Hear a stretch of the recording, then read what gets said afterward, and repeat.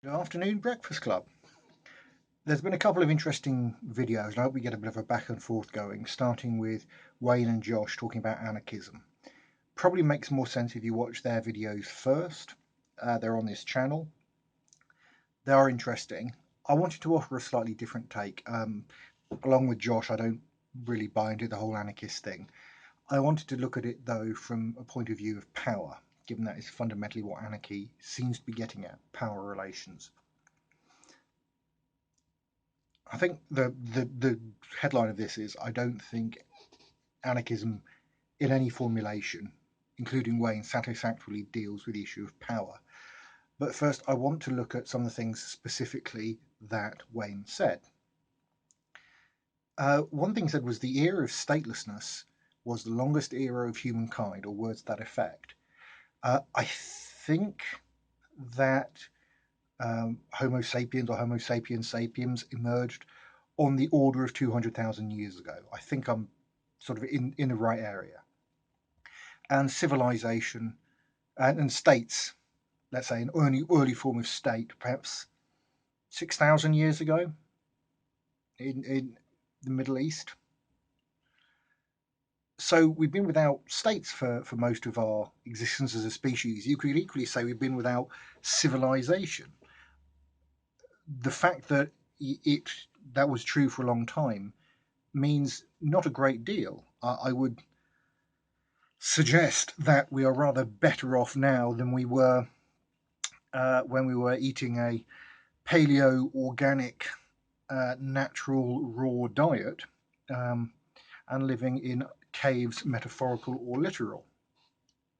Something else which confused me, and I'd love Wayne or someone to come back and explain this. Wayne said he's a pacifist.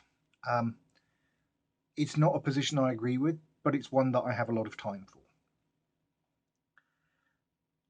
But then he says that security and even the military can be arranged without government.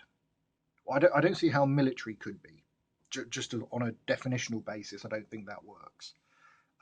That's the force of the state.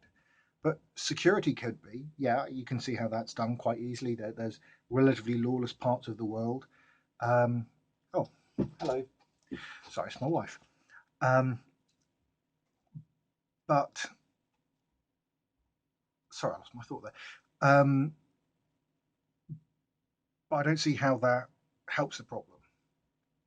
Unless you're specifically saying that the problem is violence by the state, well, in which case, I don't see why adding pacifism to your justification for anarchism helps in any way. Um, just to be fair, saying by government, you're talking about a centralised, coercive government, not some sort of autonomy or something. Something else that I think Josh picked up on this as well that um, that Wayne said, which I have to say really got my goat. More people have died because of nationalism than any religion. Um, okay, what are the numbers? Where did you get them from? How do you know? Uh, how do you count people who've died for nationalism and religion? I mean, seriously, if you're going to come out with a statement like that, you've got to be able to back it up. I don't know if you've read that somewhere. I don't know. Maybe there are stats behind it. I'd love to see them. Now, moving on to something more substantial, I hope. Wayne defined the state as any form of coercive government. Um, I think that's pretty fair. I mean, the classic one from Weber, and hopefully I'll get this right, is that the state is something like human community in a given territory that maintains a monopoly on the legitimate use of violence, or monopoly on a legitimate use of violence within a given territory. So that's the sort of classic way of looking at it. I have a sort of this is may have be full of holes because it's my own thinking, which doesn't bode well for it. But I tend to think of the state in terms of power relations. What is the set of power relations in a given place? Now, for a long time, power relations have tended to be bounded. I think that perhaps that's changing. It's one of the reasons the state and the nature of the state is changing somewhat. The point is, though, from the way I look at it, the state is there as long as there's people. Just saying that there's this magic part of the state which is or isn't, this magic formulation makes it the state and then not the state doesn't seem to get you anywhere. I mean, there's the objections that I think people like Locke were trying to deal with. Okay, let's set up you set up a new community. Everybody who's going volunteers to be in it. Can people alienate their ability to then leave the community? So can you voluntarily bind yourself in perpetuity? What about children? If they don't want to be part of that community, do they have to leave?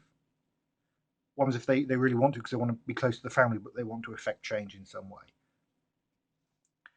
Um, but it speaks to the broader point, which is I don't think Wayne or broadly anarchists really offer a satisfactory account of power.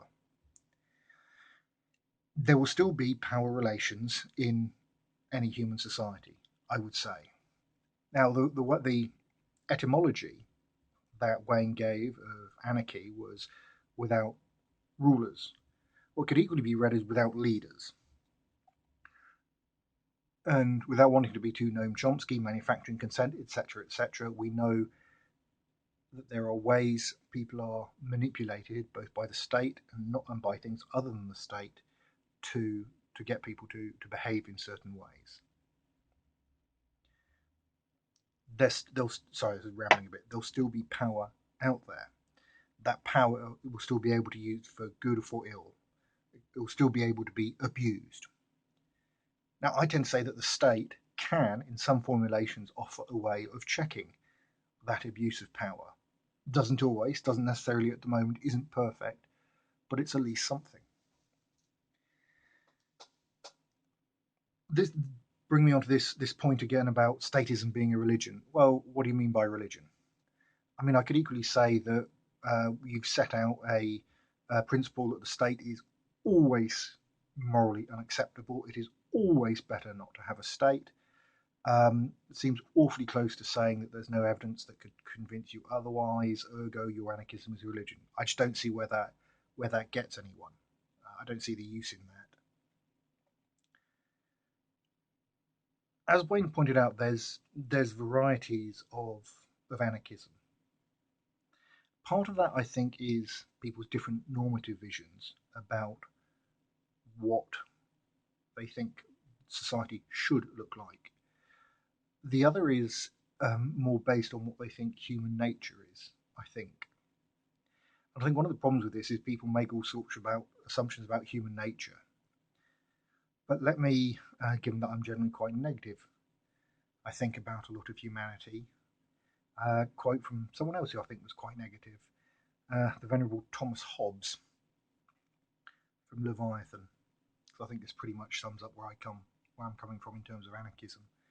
In such condition, so the state of war, the state of nature, there being no state, there is no place for industry because the fruit thereof is uncertain, and consequently no culture of the earth, no navigation nor use of the commodities that may be imported by sea, no commodious building, no instruments of moving and removing such things as require much force, no knowledge of the face of the earth, no account of time, no arts, no letters, no society, and, which is worst of all, continual fear and danger of violent death, and the life of man solitary, poor, nasty, brutish, and short.